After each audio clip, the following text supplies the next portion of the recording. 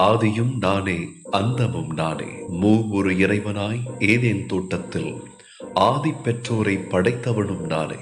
பாவத்தில் விழுந்த ஆதாம் ஏவாளை மீட்க புதிய ஆதாம் இயேசு கிறிஸ்துவை காலம் கடந்த இறைமகனாய் கன்னி மரியாளிடமிருந்து அனுப்பியவரும் நானே. ஆபிரகாம், ஈசாக்கு, யாக்கோபின் கடவுளும் நானே. மோசே அழைத்த பொழுது பற்றி எறிந்த பச்சை மரத்திலிருந்து இருக்கிறவராக இருக்கிறவர் நானே என்று சொன்ன முடிவில்லாத சதா காலங்களிலும் உங்களோடு கூட இருக்கின்ற வாழும் உயிருள்ள கடவுள் நானே.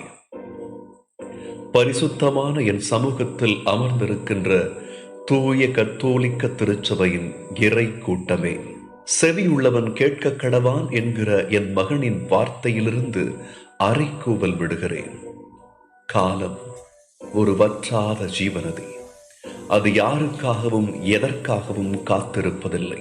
அந்த கால வெள்ளத்தின் ஒரு துளிதான் 2025. ஓராண்டுக்கு முன்பு இதே நேரம், இதே நிமிடம் இந்த ஆலயத்தில் நீ கூடி நின்று என்னிடமிருந்து ஒரு புதிய ஆண்டை பெற்றார்.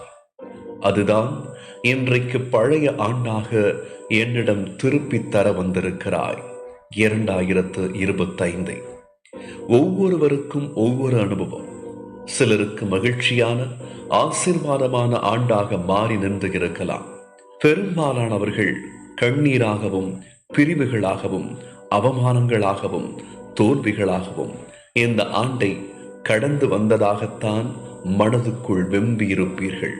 எல்லாவற்றிற்கும் அது சரியில்லை, இது சரியில்லை, அவன் சரியில்லை, இவன் சரியில்லை, சட்டம் சரியில்லை, திட்டம் சரியில்லை என்று பிறரை மட்டுமே குற்றவாளி கூண்டில் ஏற்றிவிட்டு அடிப்படையில் நீ சரியில்லை என்பதை ஒருபோதும் ஏற்றுக்கொள்ள மறுத்த உன்னுடைய மனித மனத்தை என்னவென சொல்வது?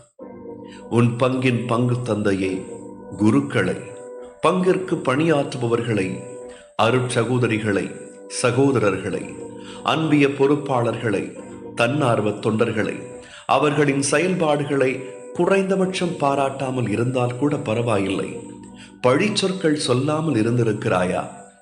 மிக எளிதாக எல்லாவற்றையும் குற்றவாளிகள் ஆக்கிவிட்டு நீ மட்டும் நிரபராதியாகவே என்றைக்கும் நீ நின்றாய்.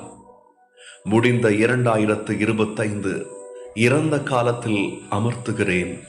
நீ நினைப்பதற்கும் வேண்டுவதற்கும் அதிகமான செயல்பாடுகள் 2026 உங்கள் வாழ்க்கையில் அரங்கேறும். உனக்காக என் மகனை பச்சிலம் பாலகனாய் மண்ணுலகத்திற்கு அனுப்பினேன். மரணத்தை என் மகனுக்கு பரிசளித்து உயிர்ப்பினில் அவரை உயர்த்தியவன் நான். உன்னையும் உயர்த்துவேன். எல்லா கண்களுக்கு முன்பாக உன்னை மாட்சியும் கீர்த்தியும் நிலை பெறச் செய்வேன். என்னோடு வா, என்னோடு பயணி.